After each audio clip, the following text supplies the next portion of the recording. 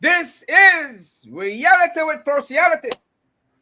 I am your host, Percy A. Lewis, together with my co-host, Ivan Williams. co-host. Reality with Partiality, box office is universal, transcending our nation of Belize. For God, one, and the universe is one energy. Our guest, who is currently backstage and coming on in a minute, because he's a man of many talents, he has been referred to on our previous show, for example, by Bill Guerrero Flores, a former Marine, U.S. Marine, who I believe stated that Ruben Reyes, in other words, pioneered and founded the Garifuna Musuem in Los Angeles. Together with others, perhaps, Ruben Reyes, together with others again like Bill, created the movie Garifuna in Peril. And Ruben Reyes, a linguist with mastery in the Garifuna language. We had another guest on our show who said he too was influenced by Mr. Reyes. Franzua Estrada said that when he migrated from Dangriga to the United States, where he later joined the U.S. Navy, he had been inoculated from Dangriga to, in effect, not have Garifuna pride. Having not been allowed to speak the language, Garifuna language, at the Dangriga Sacred Heart Primary School in the early 70s, where he and I were contemporaries. And that is his subsequent encounter with Ruben Reyes restored him the Garifuna pride. Then we've had a third, namely Egbert Higino, lecturer, the one who represented the Garifuna Nation before the United Nations a couple years ago, where, to my understanding, from one Joseph Guerrero, Ruben Reyes, together with others, founded the Garifuna Nation. Garifunaduo are essentially the Black Caribs who were exiled from their homeland in St. Vincent. And then you have the Kalinagu, who are the Yellow Caribs that you can find in, i.e., Dominica. Somewhere, somehow, Garifuna in Belize, through Thomas Vincent Ramos, crafted a Garifuna flag with the horizontal colors black and white and yellow. They're creating a dispute of sorts to whether the black or the yellow are to be on top. Again, you have Ruben, who is the person that designed and patented a flag with the yellow on top.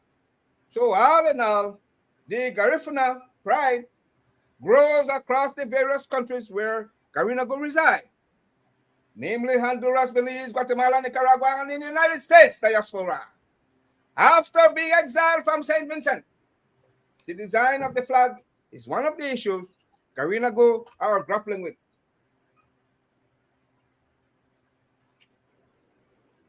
Now, the man himself, our guest today, no other than Mr. Ruben Reyes, a man of Garifuna ancestry.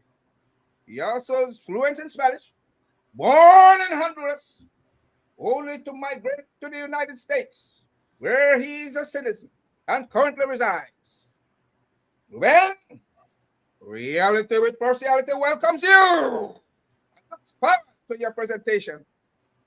Today, we are not here to grapple. You will make your uninterrupted presentation about yourself, the journey of Ruben Reyes, his past, present, and future, in becoming the very best version of himself.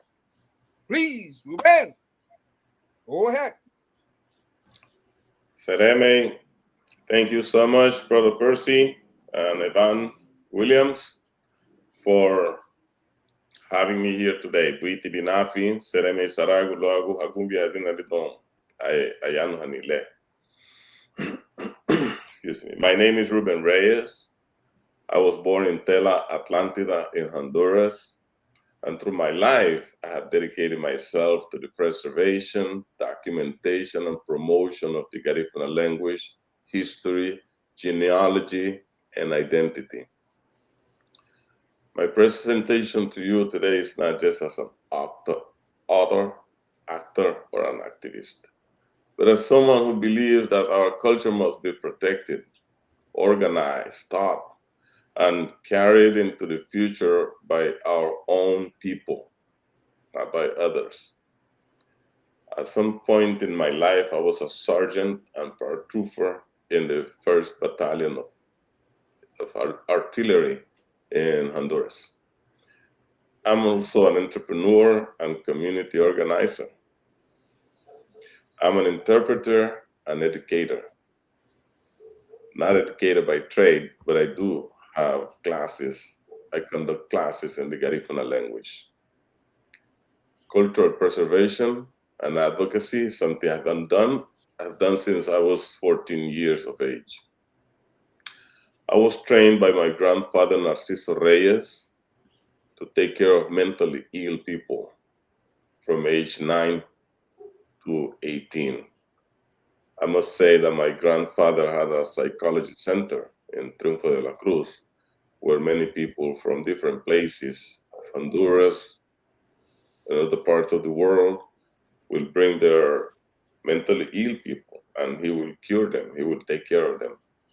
Up to now, I'm still thinking how I was able to get close to those people without killing me. Anyway, my journey has been guided by one question. If we do not preserve our own history and language, who will? And that's something I would like for you to keep for now.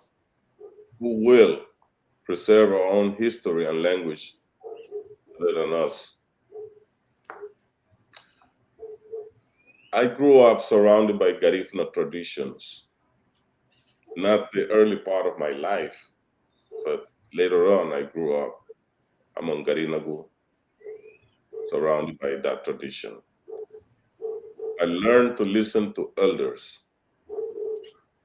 And I also have witnessed seeing my Garifuna people's knowledge disappear. And then I decided to start documenting part of the oral history of the Garifuna people. Since I listened carefully to the elders, I realized that much of the knowledge was living only in memory, not in books, not in institutions, and not in schools. I understood that if we fail to document our language and history, future generations could lose important part of who we are. Our oral history, our identity, our language preservation,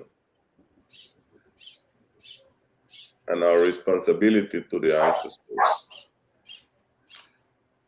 We must keep in mind,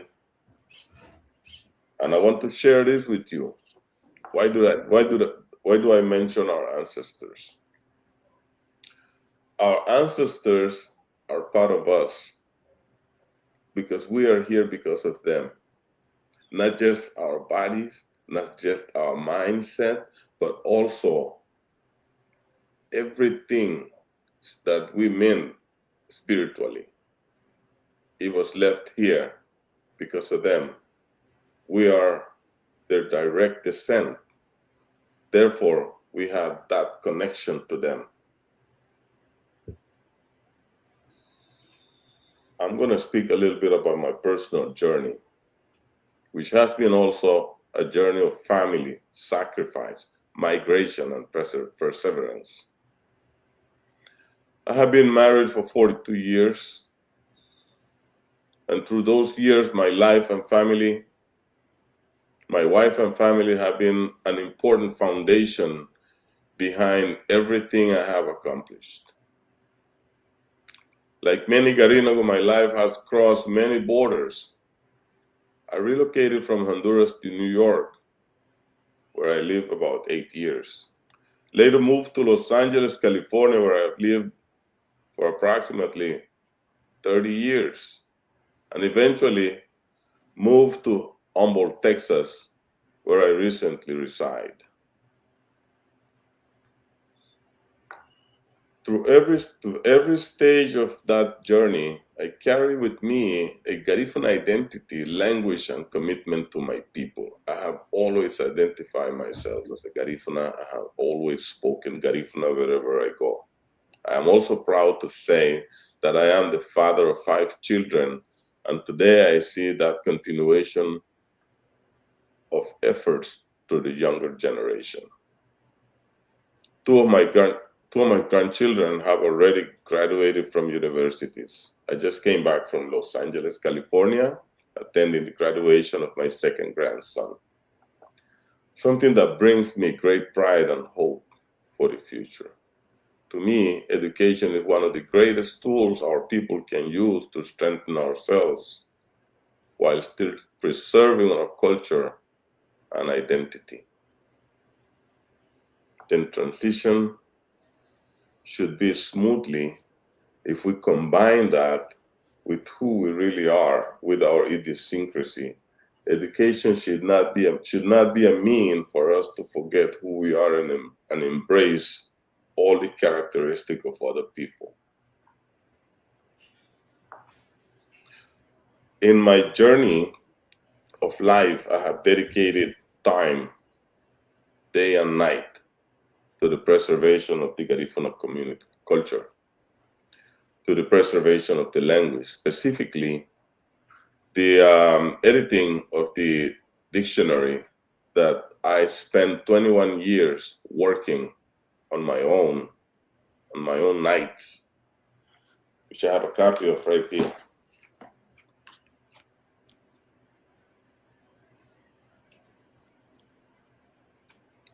This book took me 21 years recollecting information for it. I traveled to all the Garifuna communities, picking words to be able to get familiar with the difference in the pronunciation, which is the dialect of the Garifuna language, how it's pronounced in places which relate to another place. So this is one of my major creations, a project that took me over 20 years.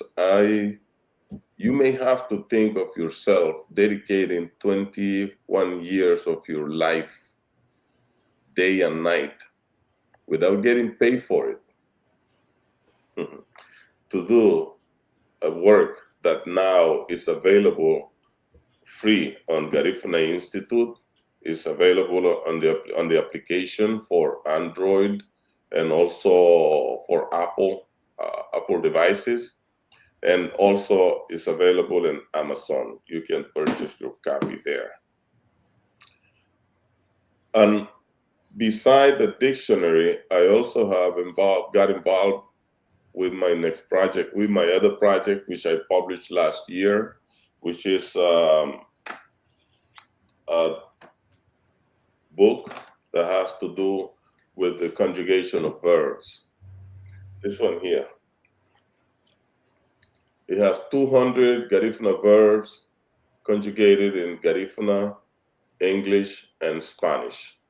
This is 3 languages that can serve the people in the diaspora within Honduras, Guatemala, and Nicaragua that speak Spanish, also Belize and the United States and Uruguay that speak English.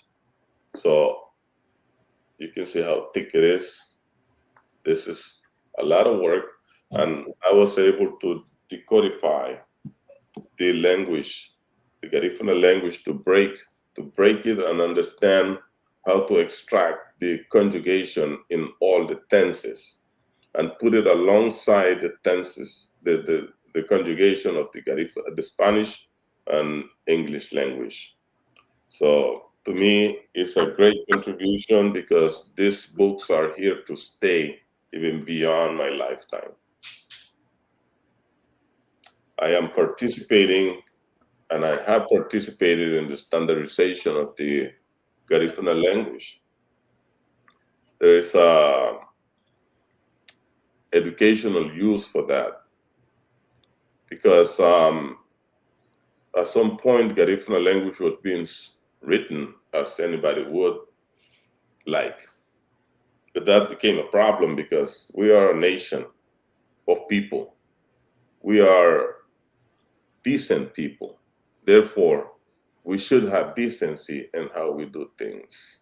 So that's why currently I am a member of Loyola Lienye Garifuna, which is a council of the preservation of the Garifuna language, and it's composed by different linguists, people that know about the Garifuna language. We have Roy Cayetano from Belize. We have Dr. Bernardes from Los Angeles. He's from Honduras, actually. Myself, Milton Witty, and Julio Morales. These are people that have got involvement with the Garifuna language and are known by other people and respected by the way they get involved with the writing of the language. But at the same time, we are working together as one people in the Loyola Lienye Garifuna. Other than that, I have also participated or worked, started my project on genealogy in 1998. Why? Because it's important for us to document who we are as a Garinagu people. As you may know, the governments do not get involved with documenting about us. Once again, if it's not done by us, then who will do it? So I started to travel to places to start, but first I started documenting my own genealogy, which was my parents, their parents, and who those parents were married to, and the siblings of those parents or grandparents. And then I jump into my great-great-great-grandparents and their siblings. So I was able to pinpoint all the Reyes people. Then, but I'm not only Reyes, I'm Eligio, I'm Miguel, I'm Harry, I am Arzu. I have a lot of last names, right? Because of the tree where I come from. So I also decided to document all those branches directly, individually, to become one whole work that now is called the Garifuna. I studied as a Reyes Sigu family tree, but now it's the Garifuna family tree because I have people from Belize, from Guatemala, from Honduras, not from Nicaragua that I know of, but from the United States. And I am now working in connecting the ancestors of the people that I have. And I have over 15,000 people in this record.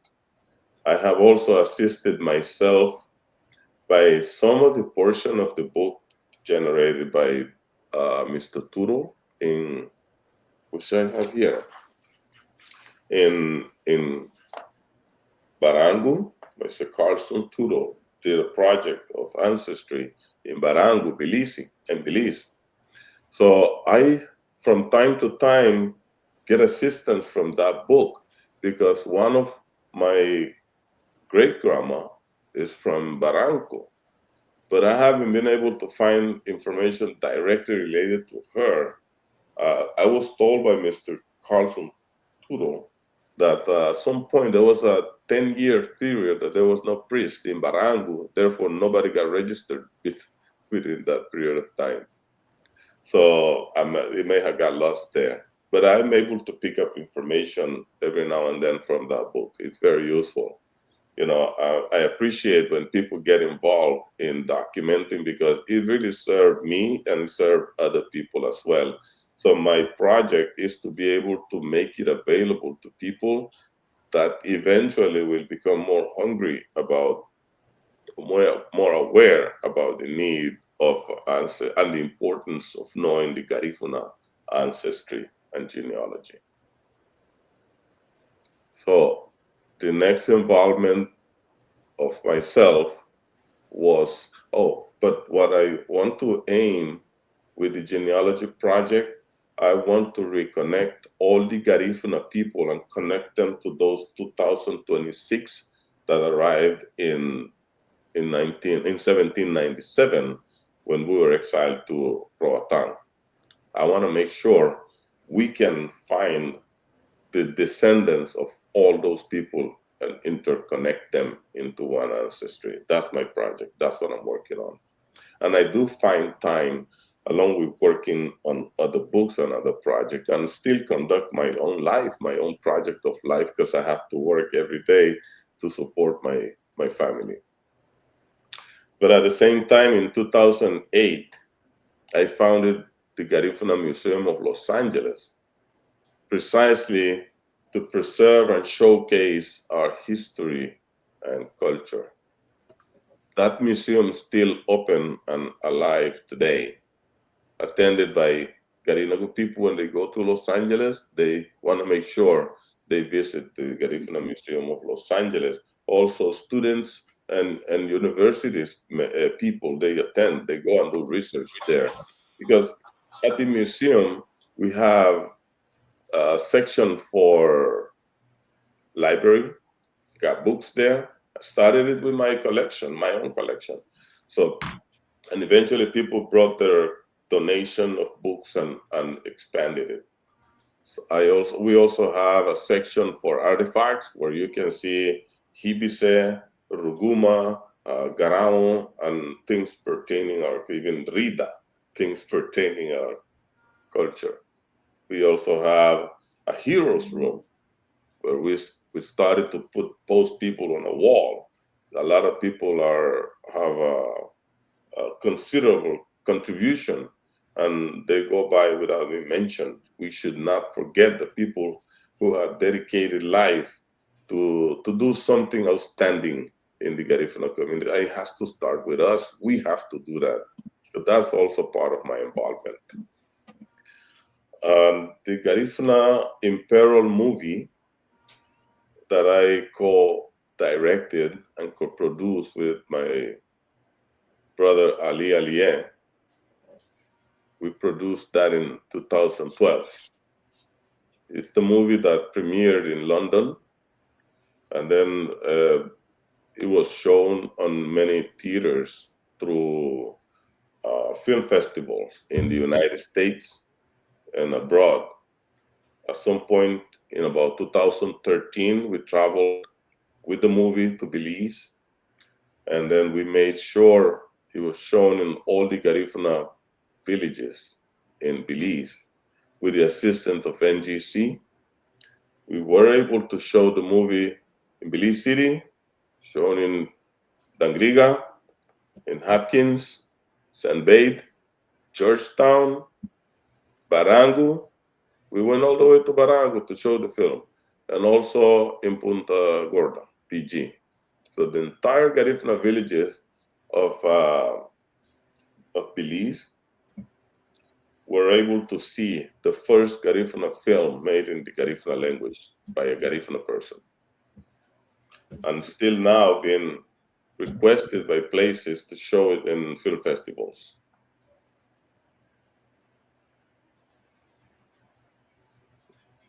I have also participated on other projects that I did on my own, which was the translation of the Honduran national anthem. I want to recall a time like in 1992, where there was a Garifuna summit in Los Angeles at Loyola Marymount University. That time, there was people that came from Belize, from Nicaragua, from Guatemala, Uruguay, the United States, everywhere. There was a big summit. That was the second Garifuna summit. But something that impacted me was that the Garifuna people from Belize sang their national anthem in Garifuna. And they were the first one to be called to sing it. At that point, I felt so embarrassed that we had to sing the Honduran national anthem in Spanish. But at the same time, I promised that would be the last time. And then I fulfilled my promise. In 1991, that same year, I started to translate the Garifuna national anthem, the Honduras national anthem, from Spanish to Garifuna. And I recorded in cassettes. I don't know if you remember the cassettes in those days, and send it to the Garifuna schools in Honduras, to the schools within the Garifuna villages.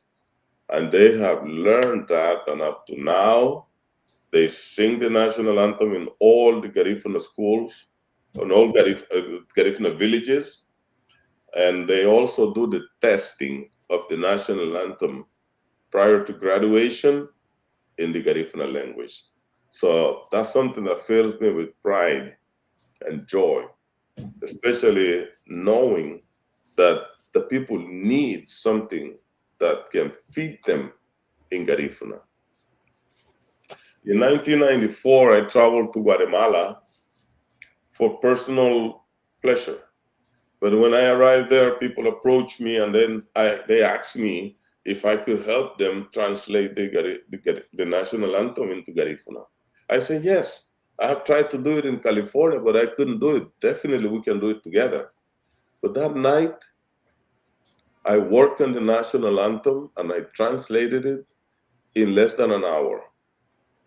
In less than an hour. Don't ask me how. Next day, we had a schedule to meet around 8 a.m. When I met with them, I delivered the work to them. They made 3 words. They only changed 3 words out of the entire work. So they had full acceptance to my work. And they had been singing it in Garifuna in Guatemala since. In 2008, I decided to also translate the Garifuna, the United States national anthem, from English to Garifuna.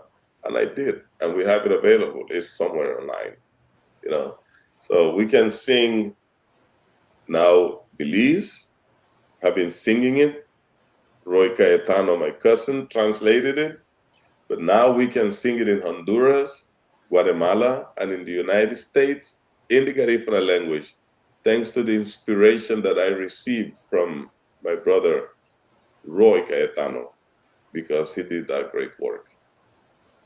I always like to give credit to those people who are ahead of me, people that inspire me. It's part of my characteristic, it's part of my being, because I wouldn't be here doing what I'm doing if I hadn't been inspired by somebody else. The translations were symbolic, act of the Garifuna language belonging in national and international spaces. That's where this reaches us to, through the language. As an entrepreneur in Los Angeles and professional in the plumbing industry, I have also believed strongly in creating opportunity for others. Over the years, I have trained more than 15 young men into the plumbing trade, helping them develop skills that allow them to support themselves and their family with dignity. I have always believed that true success is not only measured by personal achievement, but by how many people you help grow along the way. Some of us may brag about, this is what I am, this is what I've done, this is how I grew personally, but have nothing to show how we help others to not remain behind. So I continue to do that up to this point, helping other people get on their feet, make it easier for them to have a life. As I mentioned earlier, excuse me, Loyo Walien Garifuna is the consul for the Garifuna language. Today, I continue working with fellow linguists and educators in the Garifuna Language Council to strengthen the standardization of teaching of the language. We need to produce more educational materials. we need to present the work and the language in schools. It needs to reach schools. It has to arrive to the root, to the youth. And that will produce community empowerment. One of the problems that we face is that our young people are so ashamed of being Garifuna in the way that they do not want to speak the language. They want to speak Yo or they want to speak Chumagu. And psychologically, that starts in the brain. It's not because they want to. They feel that they may want to just speak English or Spanish. No, that's a disease that we got impregnated with when we got surrounded by other people.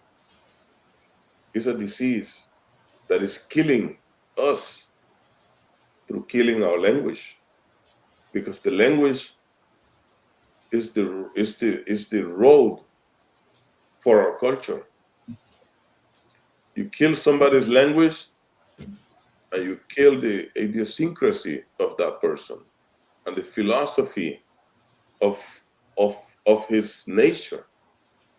So that's why we are changing, and we need to be mindful of that, and we have to do something about it. And I'm doing what is within my reach to be able to prevent the killing or the dying of the Garifuna language. So we need to maintain our unity, because we are a well-united community. We need to enforce our education that includes our culture, our language. We need to embrace preservation, and let's not forget technology that will give us a global Garifuna identity. And I want to thank you. Well, not yet, Ruben. Not yet. Don't thank me yet. We don't have a lot of time, co-host, for Q&A, but we have to get it in. So prepare your couple questions. Ruben, we need short answers if you can. But we have to get these things on the record. How did you meet Bill Guerrero Flores? Briefly. Oh, Bill Guerrero Flores, Brother Bill. There's a history behind Brother Bill. He may not remember that I was teaching a class at the museum. When he showed up, he sat down for a few minutes and he left. Then the following session, he showed up again. He sat down in class and he stayed a little longer, but he left before the class finished. Then the third time he stayed for the entire class, and he started participating, asking questions. And I heard him say that he has never heard expressions such as the word we were using and the concept that we were explaining about Garifunaduo and the Garifuna language. From then on, we became very good friends with Brother Bill Flores. And eventually, we invited him to participate in the movie project. And we asked him if he can write a play for the movie. So because within the movie, we needed to have a play. Garifuna and Peril. For Garifuna and Peril. So Brother Bill Flores wrote the play for Satuye, for Joseph Satuye. He wrote that play that we have within the movie. So he wrote it in English, but when I presented to him in English, in Garifuna, he did not recognize the story he had written. And I didn't change the story. But when he read it in Garifuna, it was shocking to him, because it was the first time he got involved with something of such dimension in his own language. How was that Garifuna Museum? Did you have something to do with the founding of the Garifuna Museum in Los Angeles? Did you have something to do with it? I founded the Garifuna Musuem in Los Angeles good. in 2008. Now, yeah, good. Now, do you know Franzua Estrada? I know Francis Estrada. How did Franzua. you meet him? If you remember, if you recall. At the same, oh, I met Francois in a public event. I presented the Garifuna flag. I had the Garifuna flag there on a wall, and he came from, I believe he was living in Arizona at that time. And then he said he wanted that flag. And I want to show you the flag. He said he wanted that flag. He got so crazy about the flag. And I told him it was the only prototype that I have, and it wasn't for sale. But Brother Francois paid me $75 for the first prototype of this flag. That's how I met Brother Francois. And then later on, we had more work. He helped us also with the film, within the film, with the camera project. Yeah, we're very good friends with Francois. Okay. Now, the Garifuna Nation. Do you know Egbert Higino? And under what circumstances? I know Egbert Higino. I know Wellington Ramos. I know Joseph Guerrero. I invited them to come and participate in Garifuna Nation project that I have put together. That's how they got involved with the Garifuna Nation, and that's how I got to know them. How the vision to start Garifuna Nation, how did that come about? The Garifuna Nation vision was something that people had to come together in order to write or draft the nation's documents and present it to the major organizations of every country, which is National Garifuna Council in Belize, Onegua in Guatemala, Ofran in Honduras, and Aganic in Nicaragua, and which we did. We presented them with the idea for them to run with it, because that's where the nation should work, under the presentation of the major people of every country, but they did not run with it. What in essence is the objective? What is the philosophy?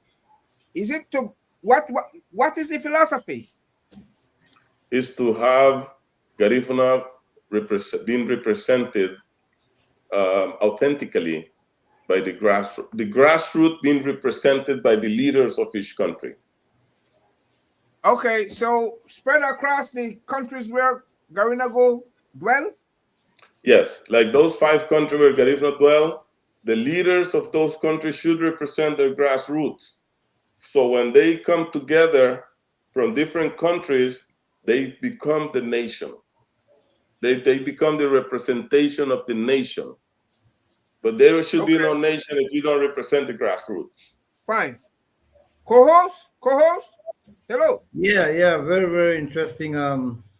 What can we do in Belize, Mr. Reyes, to advance the movement, both the nation and the language itself? Because you're right, there's a lot of people who don't speak the language.